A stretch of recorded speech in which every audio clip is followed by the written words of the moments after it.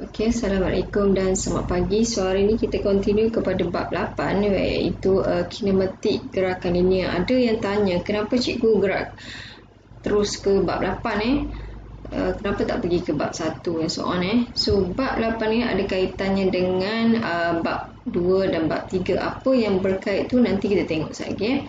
Kalau kamu tengok pada modul yang diberi pada kamu, okey, Kak Cik tengok tunjuk So, kalau kamu tengok di sini, okey, tengok ada simbol ds over dt kan. So, ada simbol ini pernah kamu jumpa dalam pembezaan kan. So, ini tiba-tiba simbol pengamiran. Ini simbol pengamiran. So, that's why lah salah satu sebab yang sangat besarnya kenapa selepas kamu belajar pengamiran, cikgu terus masuk kepada kinematik gerakan linear. Dan ketiga-tiga bab ini, pembezaan pengamiran dan kinematik adalah bab yang jarang-jarang lah dipilih oleh student. That's why cikgu ajar tiga bab ini dalam PDPR. So yang ini kamu kena tahulah dalam nota-nota yang kamu nanti cikgu ajar akan adalah. Kenapa kena tahu sasaran awalnya, halaju awalnya, pecutan awalnya, maksud dia T sama kosong. So, sasaran minimum, sasaran maksimum yang digunakan dalam ayat soalan itu kamu kena tahu bila adalah kosong, dan bila ada halaju minimum dengan maksimum kamu kena tahu A sama kosong. So ini syarat-syarat kamu kena tahulah. Alright, so kita go through pada page yang pertama, iaitu sasaran, halaju, pecutan dan fungsi masa. So di sini kamu dah tahu, sebenarnya dalam fizik kamu belajar sebenarnya apa itu sasaran, apa itu halaju, apa itu pecutan. Cikgu tak mau bagi detail. Cuma yang kamu kena tahu, bila sebut saja sasaran, dia adalah kuantiti vektor yang mempunyai magnitude dan arah. Bila sebut jarak pula, benda ni macam sama kan, nampak? Tapi bila sebut saja jarak, dia adalah kuantiti skalar yang merujuk kepada jumlah panjang yang dilalui oleh sesuatu benda tu yang sebenar. Alright? So, yang kamu kena tahu, bila dikata jika O ialah satu titik tetap dan gerakan suatu zarah ke arah kanan ialah positif, maka sekiranya kamu kira, kamu dapat S itu adalah kurang daripada kosong, menunjukkan zarah berada di sebelah kiri. So, katakan cikgu state kat sini adalah kosong. O ni. Bila dia kata S kurang daripada kosong, maksudnya ke arah sini kan. So, dia state ini adalah ke kiri. So, dia negatif lah. Alright. So, S kita negatif. Tapi bila dia berada di sebelah kanan, S kita adalah lebih besar pada kosong. Yang mana apabila S ini, S ini sama dengan kosong, makanya dikata berada pada titik O. Titik yang bermula itu. So, kita tengok pada contoh yang pertama. Dia kata suatu zarah bergerak di sepanjang satu garis lurus dan melalui satu titik tak kosong. Sesaran which is S meter pada masa T saat selepas zarah mula bergerak diberi. Dia bagi dah S sama dengan 4 tambah 8T tolak T kuasa 2. So, hitung sesaran seketika. So, ini tak perlu lagi. Di akhir nanti baru cikgu kata nak kaitkan dengan pengamiran pembezaan. Ini kita nak masuk pada sasaran dulu. Dia bagi dah sasaran dan bentuk bersama ini. So, dia kata apabila T sama dengan kosong. So, apabila T sama dengan kosong, kamu tengok pada dia punya nota tu. So, diberi, so T sama kosong, kamu gantikan terus. T-nya adalah kosong. So, jadi 4 tambah 8 darab kosong tolak kosong kuasa 2. Gantikan dalam persamaan ini, yang mana T ni kamu anggapkan dia kosong. Alright, itu yang pertama kan, untuk contoh yang pertama. So yang kedua pula, so dia kata T sama dengan 10. Yang ni boleh conclude lah, S sama 4 kan. So zarah berada 4 meter ke kanan. Kenapa kanan? Sebab dia positif. Apabila T sama dengan kosong. So apabila T sama dengan 10 pula, kita tengok kita gantikan dulu T sama dengan 10. Kemudian kamu gantikan 10, 8 10 tolak 10 kuasa 2, kamu dapat negatif 16. Kenapa negatif 16? So sebab dia berada ke kiri daripada titik kosong. Boleh faham Okey, so itu berkaitan dengan sesaran. Sesaran dengan jarak lain Sesaran ikut dia kena refer pada arah sama. Tapi kalau jarak ialah jarak sebenar yang dilalui oleh sesuatu zarah itulah, sesuatu objek itulah. Alright. So kita tengok pada hal laju pula. So hal laju V ialah kadar perubahan. Bila sebut kadar perubahan, pernah jumpa kan kadar perubahan kan? Kadar perubahan sesaran. Apa yang dimaksudkan kadar perubahan ni maksudnya? Okey, tadi kita sebut sesaran. Sekarang kita sebut hal laju. Cikgu state dalam bahasa Inggeris, dalam bahasa Melayu senang sebab cikgu hafal selalunya. S ini adalah sesaran. Saya ingat. Okey, ini adalah velocity. Velocity ni adalah hal laju kan. So satu lagi ada anak dia acceleration. Cikgu sebut, cikgu campur bahasa Melayu bahasa Inggeris. Yang mana bila kita kata daripada sesaran nak pergi kepada velocity disebut kadar, which is kadar ini adalah pembezaan kan. Pernah jumpa perkataan kadar kan? So pembezaan. Sama juga kalau daripada velocity nak pergi acceleration, daripada hal laju pun sama guna pembezaan. Okey. Tetapi kalau terbalik, maksudnya A nak pergi dekat V ataupun V nak pergi ke S. So bila terbalik naik atas, kita guna sini adalah guna pengamiran. Itu. Okey. So itu yang kamu kena tahulah. Okey. Tak apa nak hidup tulisan cikgu ni. So that's why dia kata kadar perubahan, which is kadar perubahan sesaran, which is ds. Okey. Terhadap T, maksudnya dt. Ni kadar perubahan. Differentiate sesaran terhadap masa. Okey, kadar perubahan. Okey, boleh faham So hal laju merupakan suatu kuantiti yang mempunyai magnitude, still lagi ada magnitude dan arah. So maka hal laju ialah kuantiti vektor. Sebab apa? Ada magnitude dan arah. So laju pula ialah suatu kuantiti skala. Sama dengan tadi, kalau sesaran adik-beradiknya adalah jarak. Kalau sesarannya adalah vektor, so jarak adalah skala. So sama dengan ini, kalau hal lajunya adalah vektor, so skalanya adalah laju. Alright, so secara amnya kamu tahu. So kalau dikata hal laju positif, V besar pada kosong menunjukkan zarah bergerak ke kanan. Senang kita ingat ke kanan mesti positif, right? So bila V sama dengan kosong menunjukkan zarah berada dalam keadaan pegun ataupun keadaan rehat. Nanti kamu jumpa kalau soalan dia kata kira hal laju apabila suatu zarah itu berada dalam keadaan rehat. So kita tahu V sama kosong. So another one ada V kurang daripada kosong yang menunjukkan berada ke kiri. Alright, so kita go through pada page seterusnya, which is pecutan. So pecutan ialah kadar, jumpai kadar. That's why cikgu sebut tadi SVA. Bila kadar, bila turun bawah ni pembezaan. Turun bawah ni adalah pembezaan. That's why dia kata kadar. So fungsi pecutan A ialah suatu fungsi A sama FT, dan merupakan suatu kuantiti vektor lah. Alright, ada magnitude dan arah. So jika kadar perubahan hal laju terhadap masa bagi suatu objek bergerak adalah sama pada sebarang ketika, maka objek tersebut berada dalam keadaan pecutan malam. Maksudnya daripada T0 dia bergerak dengan hal lajunya adalah 3 contohnya, sampailah T ke berapa pun still lagi hal laju dia 3. Maksudnya ini dinamakan pecutan malar. Sebaliknya, jika kadar perubahan hal laju terhadap masa adalah berbeza, maksudnya daripada 0 ke 3 hal laju dia lain, kemudian 3 ke 5 hal laju dia lain. So maksudnya kat sini objek dikatakan bergerak dalam keadaan pecutan tak malar. Pecutan A pada masa tertentu, T pula dikenali sebagai pecutan seketika. Maksudnya apabila kita kata pada T sama dengan 3, berapa pecutan? So maksudnya pecutan pada masa tersebut lah. Dengan diperolehi dengan mencari kecurunan tangen. Kecurunan tangen ni kita belajar dalam pembezaan kan, which is kita akan dapat kecurunan tangen daripada pembezaan lah.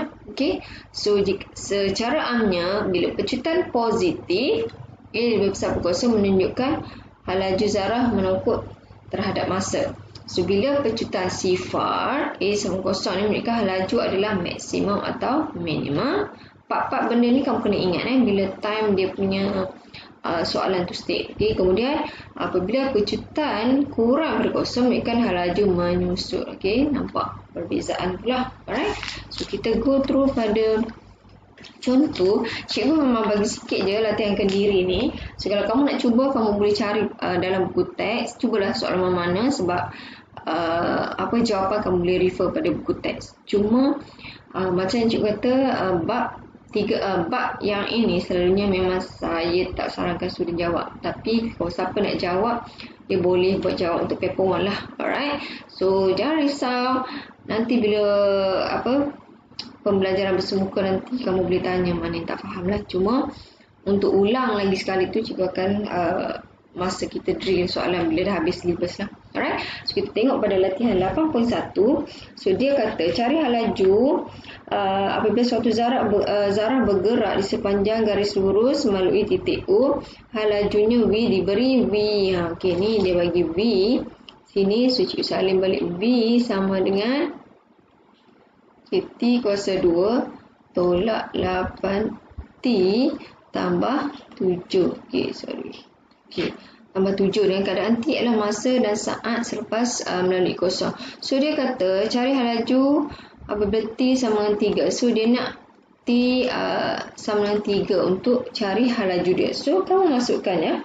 Okey, V sama dengan 3 kuasa 2 tolak 8 darab 3 tambah 7.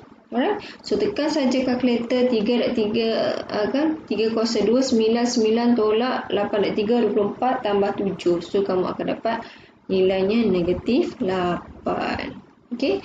So kamu kena faham yang tadi cikgu terang lah. Hal laju negatif, kenapa dia negatif? Okey, sebab dia bergerak ke kiri kan? Alright. So yang B pula, okey ni yang A. So B pula dia kata apa? Itu nilai-nilai T dalam saat apabila zarah itu berhenti seketika. Apa yang dimaksudkan berhenti seketika tadi? Tadi dah ada kan berhenti seketika. Okey. Maksud berhenti seketika ini maksudnya adalah V sama dengan kosong.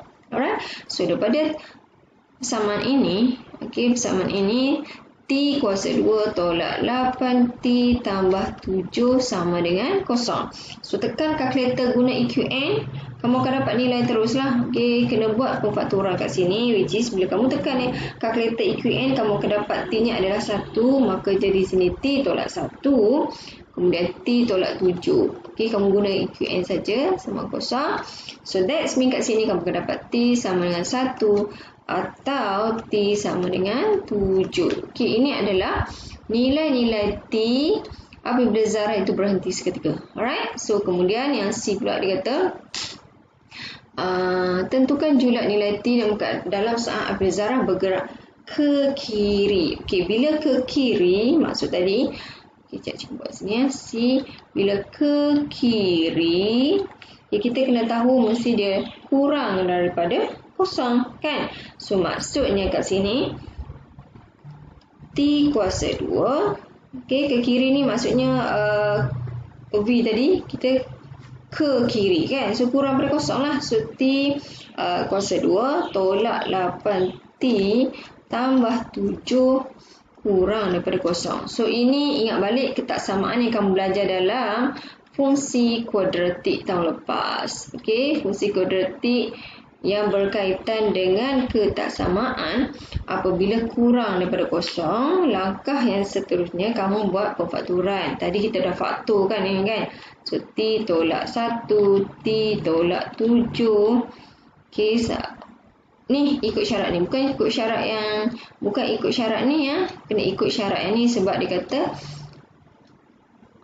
kata tadi bergerak ke kiri. So bila kat sini kurang pada kosong, ingat balik dalam fungsi kuadratik juga kata ni kurang pada kosong, graf kita positif. So kat sini kan intersection kita kan. So sini adalah 7, sini adalah 1. Bila nak buat ketaksamaan maksudnya T berada di antara 7 dan 1. So inilah jawapan dia apabila soalan tanya tentukan julat. Okey, julat nilai T apabila bergerak ke kiri. Faham Alright.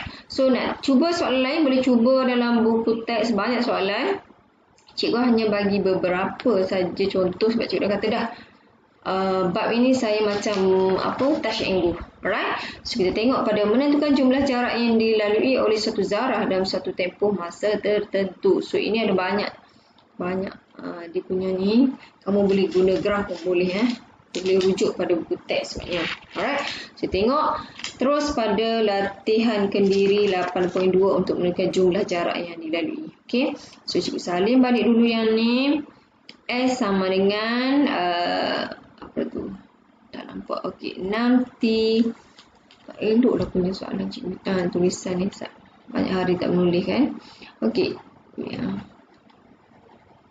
Apa tak padam lah. Okey. Okey, so cikgu salin balik S sama dengan 6T tolak T kuasa 2 tambah 7. Okey, yang ni dia bagi kan. So dia kata yang pertama zarah itu bergerak ke kanan O sehingga T sama dengan 3 dan kemudian bergerak menuju ke O semula. Cari jumlah jarak yang dilalui oleh zarah itu dalam yang pertama yang pertama dia kata dalam 2 saat yang pertama. So maksudnya kat sini kita T sama dengan 2. Bila sebut saja sesaran, which is refer kepada jarak. Sesaran mesti ada arah negatif positif kan. Tapi soalan ini bukan minta sesaran, dia minta jarak. So jarak tak kira lah pergi balik ke apa, kita kena kira. Tapi bermula mesti tengok dia bermula dengan apa. So kalau nak refer pada sebenarnya yang asal yang kita state. Okey, bila 2 saat yang pertama, kita mesti bermula daripada 0 hingga 2. Maksudnya nak cari jarak, mestilah S2 tolak S0. Itu jarak, nak kena tahu jarak. Okey, so maksudnya kat sini, kita cari dulu S2. So, masukkan 6 darab 2 tambah 2, tambah pula tolak. Okey, ya. Okey, tolak 2 kuasa 2 tambah 7. 6 darab 2, 12 tolak 4. 8 tambah 7. Tidak. 15 kan. So, dapatlah 15. Okey, ni S2. So, kita kena tolak dengan S0. Sebab dia bermula tu dah ada masa. Bukan bermula masa dengan kosong. Terus dia apa panggil ni? Tak ada jarak. Okey, so jadi S0 adalah 6 darab 0 tolak 0 kuasa 2 tambah 7. So, kamu akan dapat sini adalah ini 0, ini 0, ini 0. So, 7 lah. So, makanya berbalik pada yang ini, S2 tolak S0 maksudnya 15 tolak 7. So, 15 tolak 7 berapa? 8 15 tolak 7, 8 lah. Okey. So, maksudnya jumlah jarak jumlah jarak yang dilalui pada 2 saat. Okey, pada 2 saat yang pertama. Okey. So kita tengok pada 9 saat yang pertama pula. Kejap cikgu tarik. Boleh ikut sini. So bila 9 saat yang pertama, B pula cikgu buat. Ambil warna lain pula. Okey. B adalah warna sama. 9 saat yang pertama. Kena ingat dia kata pada saat T sama dengan 3, dia kata dia ke O semula kan. Dia patah balik lah. So dia patah balik, kamu kena tahu.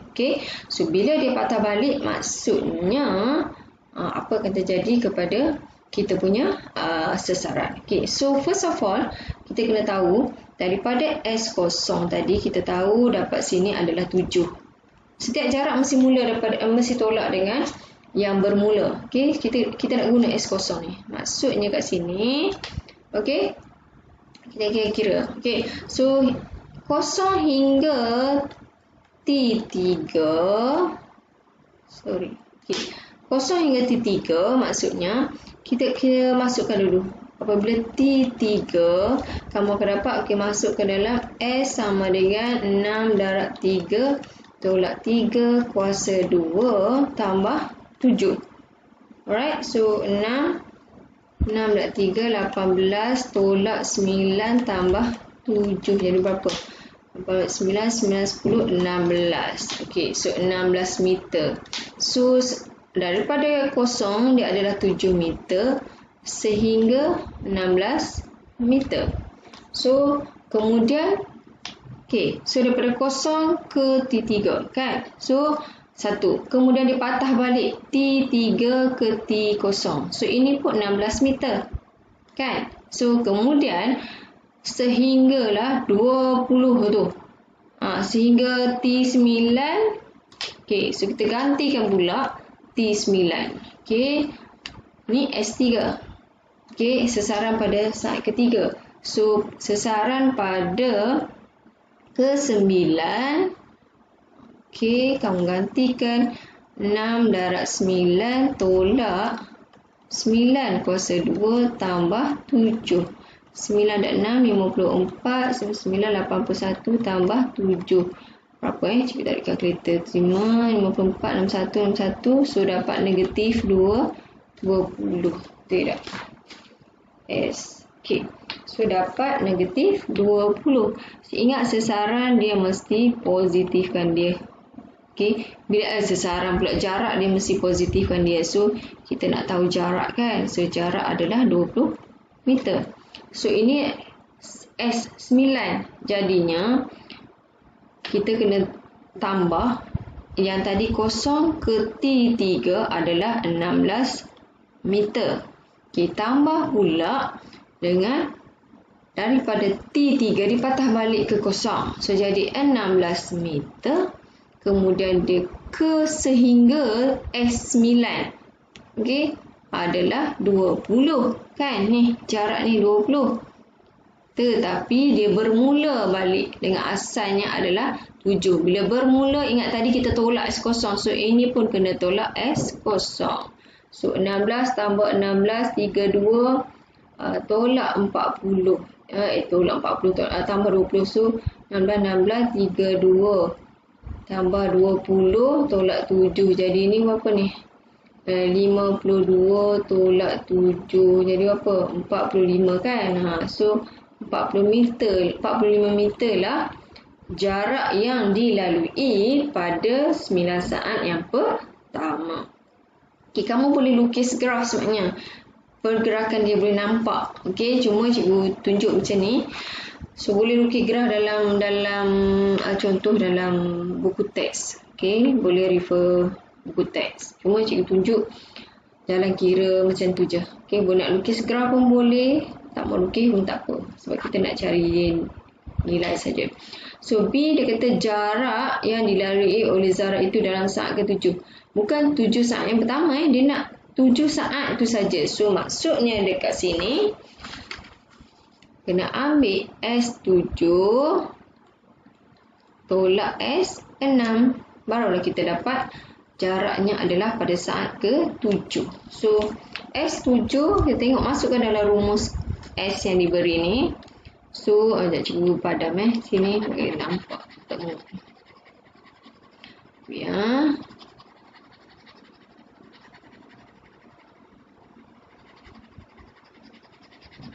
Kenapa susah tu nak padam ni. Dia tak mau ni. Padahal sikit Okay. So, S7 maksudnya masukkan jadi ni S7 cikgu kira satu Jadi 6 darab 7 tolak 7 kuasa 2 tambah 7. Jadi 6 darab 7 42 tolak 49 tambah 7. Jadi 49 dapat kosong. Okey. Kemudian S6 pula. S6 berapa tambah Kira S6 so jadi 6 darab 6 tolak 6 kuasa 2 tambah 7. 6 darab 6, 36. 36 tolak 6, kosong. Sudah dapat 7. Okey, so makanya nak kira jarak. Okey, jarak. Jadinya tadi kita positifkan dia. Kan? Sebab jarak positif. Jadi, kosong tolak 7. Positifkan dia, moduluskan dia. So, dapatlah 7 meter. So inilah jawapan untuk jarak pada T7. Ni. Okay, so itu saja. For the next, kita masuk pada 8.2 pembezaan dalam kinematik gerakan linear.